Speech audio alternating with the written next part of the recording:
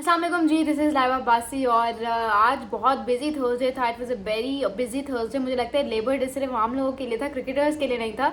Because आज cricket की दुनिया में जो है ना वो दो मैचेस थे। The first one was between Multan Sultan versus Karachi Kings and the second one was between Quetta Gladiators versus Lahore Qalandars, जो कि वॉश आउट हो चुका है। लेकिन शुक्र है वॉश आउट हो गया, because I was supporting Quetta Gladiators. और मुझे लग रहा था कि क्वेटा जो है उनकी the only strength that they've got is their you know bowling, और उनकी bowling was not doing so well in today's match। Lahore Qalandars ने मतलब इवन खुरन शहजाद ने वो जो पहली बॉल फ़खर जमान को करवाई वो बिल्कुल अंदर आके पड़ी, और फ़खर जमान जिनको इसको बिल्कुल सीधा खेलना चाहिए था उन्होंने बहुत ही उसको फ्लिक करके खेला, जिसकी वजह से ही गॉट आउट। वो पता नहीं उन्होंने शायद कहा, उन्होंने थोड़ा सा लेट उसको जज किया, उनकी टाइमिंग ठीक नहीं थी एंड ही गॉट आउट। ठीक है, तो पहले ही ओवर में जो है लाहौर कलंदर्स को एक बहुत बड़ा डेंट पड़ गया, लेकिन वो डेंट ज़्यादा फील नहीं हुआ because of amazing stroke play by Mohammad Naeem and Abdullah Shafiq. Both of them were super amazing with their partnership today, with their bat today. Mohammad Naeem, ये देखिए ये होता है फ़ायदा कंसिस्टेंट चांसेस देने का। मतलब आपने देखा आज के मैच में किस तरह से मोहम्मद नईम ने उस जो कॉन्टीन्यूस बैकिंग उसको मिल रही थी फ्रॉम लाहौर कलंदर्स मैनेजमेंट, उसको किस तरह से वो निखर के वो सामने आया कि उसने आज इतनी ज़बरदस्त 50 की है। अभी भी he requires lots of refinement. ठीक है, बहुत ज़्यादा फाइन ट्यूनिंग की ज़रूरत है उनकी टेक्निक को, उनके बल्लेबाजी को। बट आज जिस तरह से उन्होंने एक एक बॉल को खेला है ना, मतलब ही दैट गाय न्यू कि मुझे कहाँ पे किस तरह से खेलना है ना। सो वो चीज़ बड़ी ज़बरदस्त थी मोहम्मद नईम की। So what a stroke play by him today and not just him, Abdullah Shafique जो है ना वो पता नहीं क्यों, but whenever he plays for the national team वो बहुत ऐसा लगता है अंडर प्रेशर होके खेल रहे हैं, अपनी नेचुरल गेम नहीं खेल रहे। अब्दुल्ला शफीक की नेचुरल गेम ये है, super classic but technical and super amazing. Babar Azam के बाद जो सबसे classical batsman Pakistan have got, that is Abdullah Shafique, none other than Abdullah Shafique after Babar Azam. He is amazing with the bat. उसका जो नेचुरल गेम है वो ये है जो उसने आज खेला है, और वो बहुत कंफर्टेबल होके खेल रहा था। ऐसे लग रहा था कि जैसे मतलब हालांकि सऊद शकील खुद भी आया, वो जो पावर प्ले के बाद का ओवर था, पता नहीं छठा ओवर था वो, तो उसमें जो है सऊद शकील ने काफ़ी ज़्यादा मतलब दोनों को रोक के रखा, लेकिन जो दूसरा करवाया ओवर सऊद शकील ने वो उसमें फिर उनको पिटाई पड़ गई। वो मतलब nothing seem to be working for Quetta Gladiators की बॉलिंग। इसी वजह से तो मैं कह रही हूँ कि क्वेटा वाले कह रहे होंगे कि शुक्र है मैच वॉश आउट हो गया।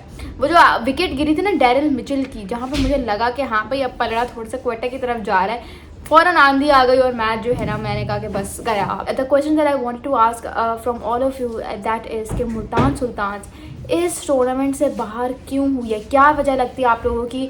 बहुत सारे लोग कह रहे हैं कि मोहम्मद रिजवान का सेल्फिश प्ले। नहीं, I don't think so. How is it possible कि कोई कप्तान जो है he is the highest run scorer of the tournament, और उसी को आप कह दो कि भाई नहीं ये जो है अगर टीम हारी तो इसकी वजह से हारी है। नहीं, that is not possible at all. मुझे लगता है कोई और जो है ना उनके साथ मसला है। क्या मसला है? I am going to be explaining all that to you guys in this particular video.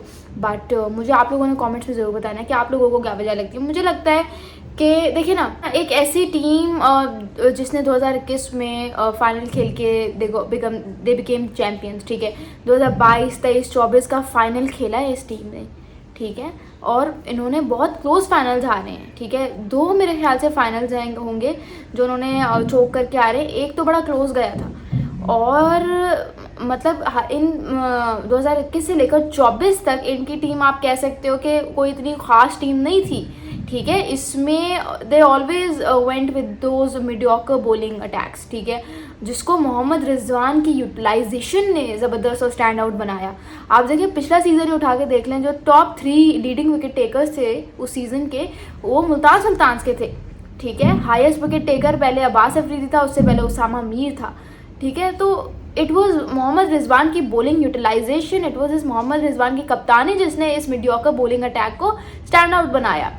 इस दफ़ा तो उनको बड़ा ही कोई ऑन पेपर स्क्वाड अगर देखा जाए तो बड़ा ही स्ट्रॉन्ग बना था. They had got all their bases covered. Whether you talk about the middle order, batting, opening उनकी उठा के देख लें, बॉलिंग में उनके पास इतने सारे ऑप्शंस थे. अगर आप उनका फास्ट बॉलिंग डिपार्टमेंट देखो तो उसमें they had got David Willey, Chris Jordan, ठीक है, जॉश लिटल भी था, उबैद शाह भी था. उबैद शाह ने अपनी तरफ से बेचारे ने बहुत कोशिश की. He is one of the talents that you can talk about. But again वो बेचारा अकेला क्या कर सकता था?